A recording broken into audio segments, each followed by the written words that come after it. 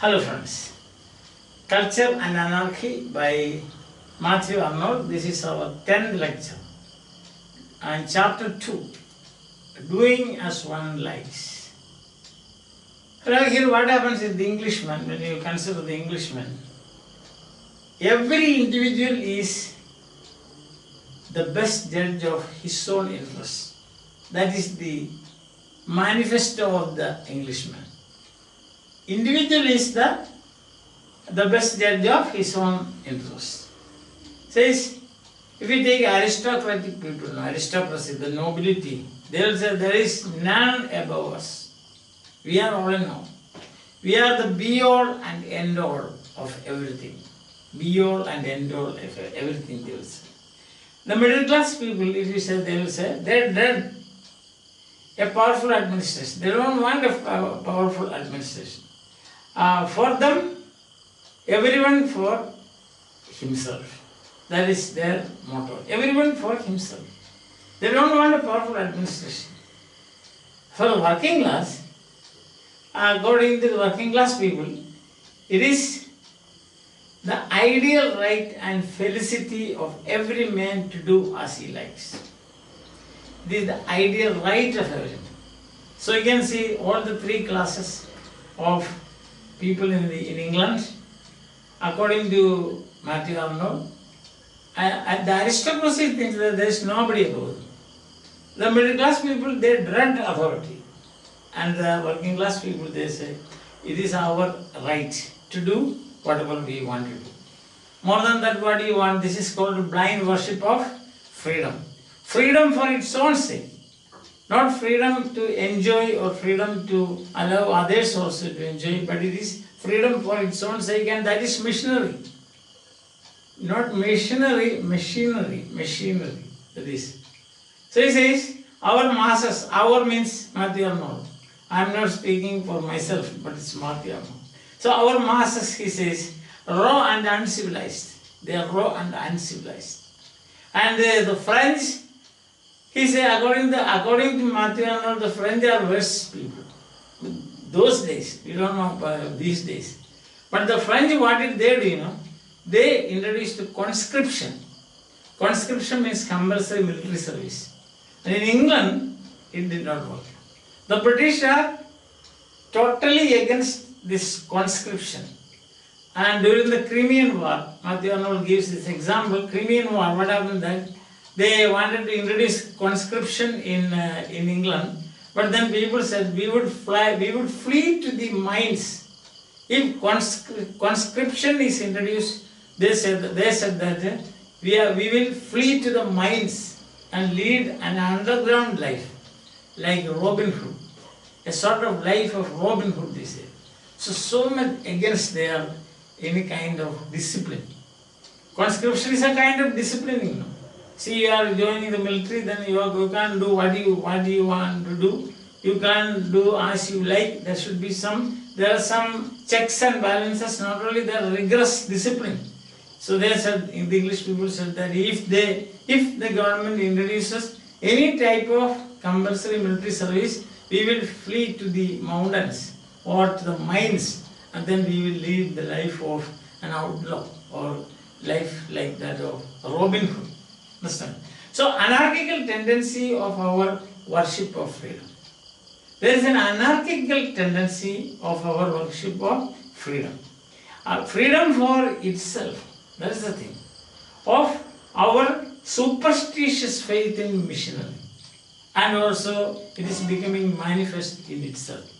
So, this is whenever I say the first person plural pronoun, it's not me, it is not the people of my country, that is India, no, but it is speaking about the English people. Our means I am speaking for Matthew Arnold, that's all.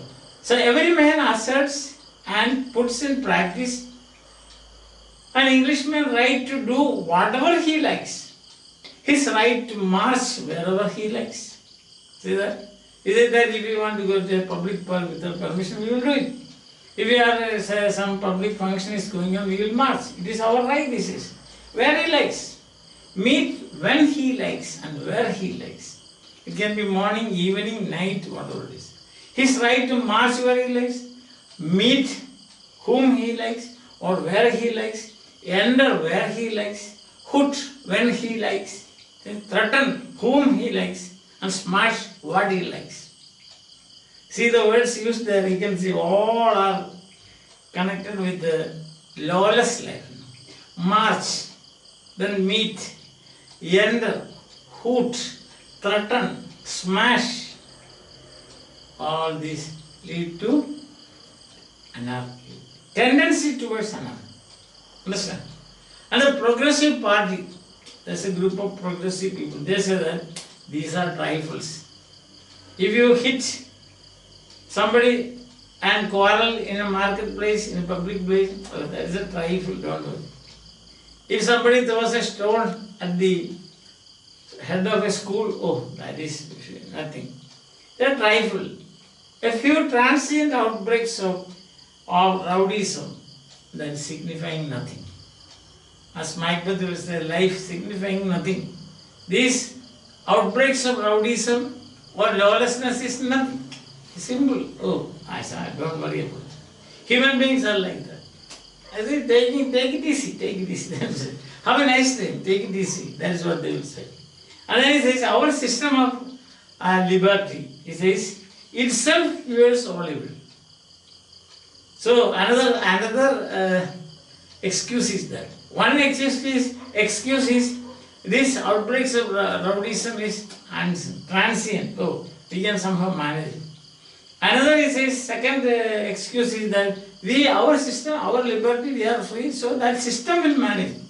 Within the system there is some inbuilt checks, oh, that will cure all evils.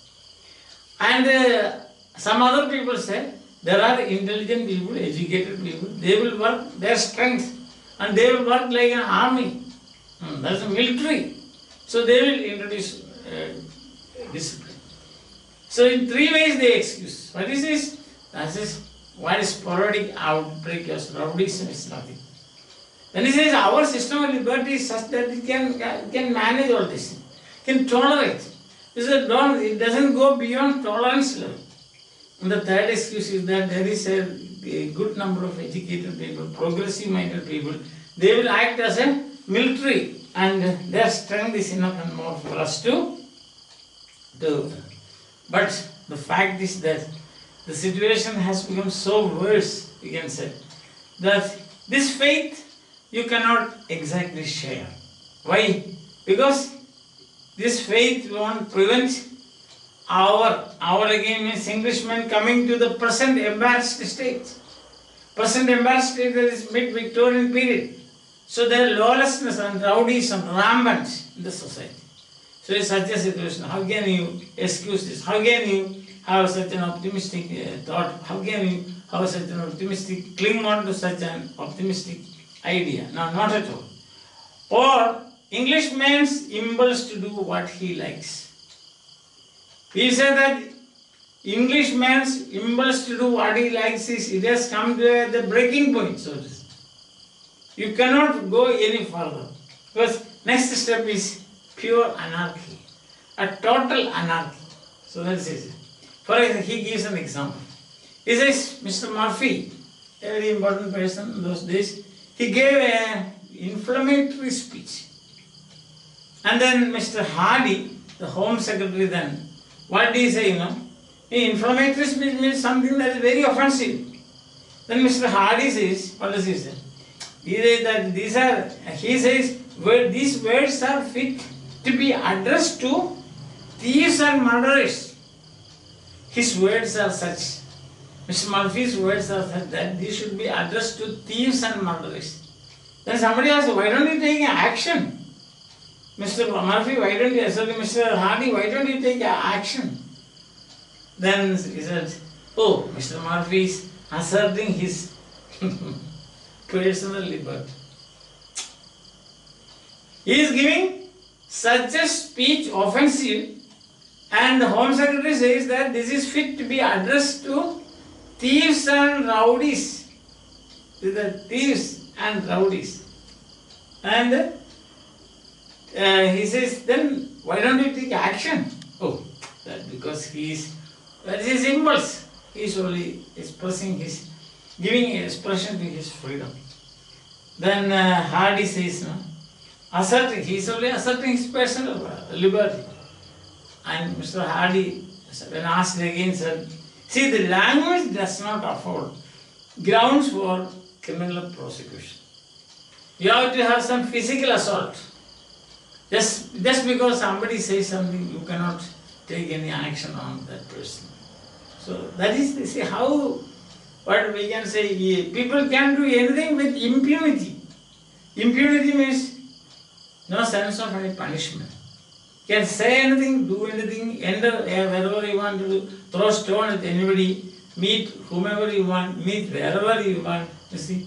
So that is. So, with the total impunity, you can indulge in any kind of lawlessness in England on the excuse that we are giving expression to our personal freedom, our personal liberty, and our personal expression. That's it. Liberty and freedom. So that's the thing. The English they have got a very strong belief in freedom. That we also know, these days also the English, they have a very good strong belief in freedom. But not the English society of today. Today, of course, you know, everybody believes in the state and power of the state, and the state is considered to be of the representation of the highest reason. We know the right reason and the high reason and all those things, we know that. But speaking about 19th century, that is mid-Victorian period, that is at the time of Browning, time of Tennyson, and time of Matthew Arnold. So he says the belief in reason is too much. Freedom is too much. They have no belief in or trust in right reason. That's the problem. And here again we can see, if the Irish people do something, you know, Irish freedom fighters and so on, you know about Fenian, that's called Fenian, for Fenianism. Fenianism. Fenianism. That is the Irish, the group of people who were fighting for the liberation, Irish liberation struggle, as that's the thing. The Ireland, you know, Ireland and England, for a long period of time they are fighting. So that is, they are called Fenian, and that particular attitude is called Fenianism. But as far as the Fenians or Fenianism is concerned, the English will take very strong action. Again, there is a partiality. For the Englishmen, whatever they want, they can do. But they will not do, they will not take any harsh measures. But if they are Irish, they will take harsh measures. So that's again, I say, another cause of anarchy that way. So English, the sort of anarchy and social disintegration. So this kind of attitude, that you can do anything, meet anywhere, go everywhere, threaten anybody, speak any language, sing, fight against anybody, in the name of freedom, that absolute freedom, worship of freedom, freedom for the sake of freedom, that is, he says, definitely it will lead to disintegration of the society and disintegration of the structure of the society, and also anarchy. Here also he said, you know, against the Fenian, English will take strong action, but not against the Englishman. The Irish people they will take, but not the English. So that profound sense of a settled order and security, without which a society cannot progress. The two things very important. One, that there should be settled order, sense of settled order. The other is, individuals should feel secure. Otherwise, say progress is impossible. Because you are always concerned, anxious now. What will happen the next day? Who will come and fight with me? Who will call me, abuse me? Who will call me in bad language? Is there anybody whom I can apply for redressal? My grievances, there is nobody for redressal. What can I do? Insecurity, nothing can happen. So the blessed thing is, what you have to do is, what right reason ordains us follow. Follow or obey what the right reason tells us. The high reason tells us. Follow her authority. Her authority means the authority of the reason. Then that is, we can benefit out of culture. Benefit, that is beneficial to our culture. Understand? The state is the most powerful, the state is the power, most representative. So, what should we anchor? Where should you depend on? Where should you appeal to authority? According to Matthew Arnold, it is the state. So in the last two lectures we have seen tendencies to anarchy, anarchical tendencies. And the key reason, the main reason we can say is absolute worship of freedom for the sake of freedom. Absolute freedom for everyone. Everyone claims absolute freedom. No checks and balances. Constitution not allowed. Any kind of conscription not allowed. Any attempt at discipline not allowed. Any attempt at taking any serious action not allowed. So in such a situation, what will you do? There will be only anarchy. Only anarchy will survive.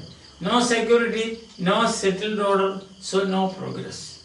Therefore, if society has to progress, it's not only with English society of the mid-Victorian period, but it is also the case with even a small place called our family.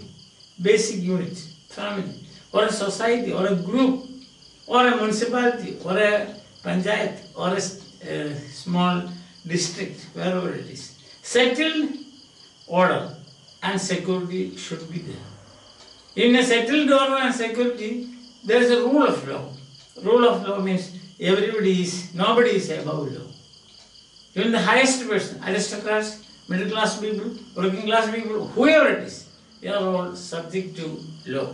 And law is, some people say law is an ass. But that doesn't matter, we should not enter into that discussion. But the thing is, law is an authority to appeal.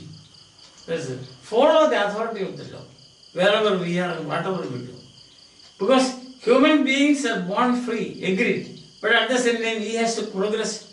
That is what Rousseau said. He is everywhere in change.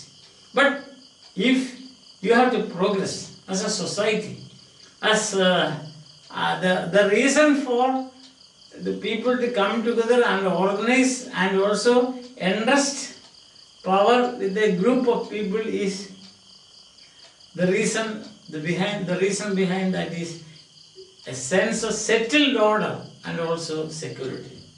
So without settled order and security, nothing will work, let alone culture. Culture means what? Sweetness and light. That means there should be beauty and a dependence on high reason.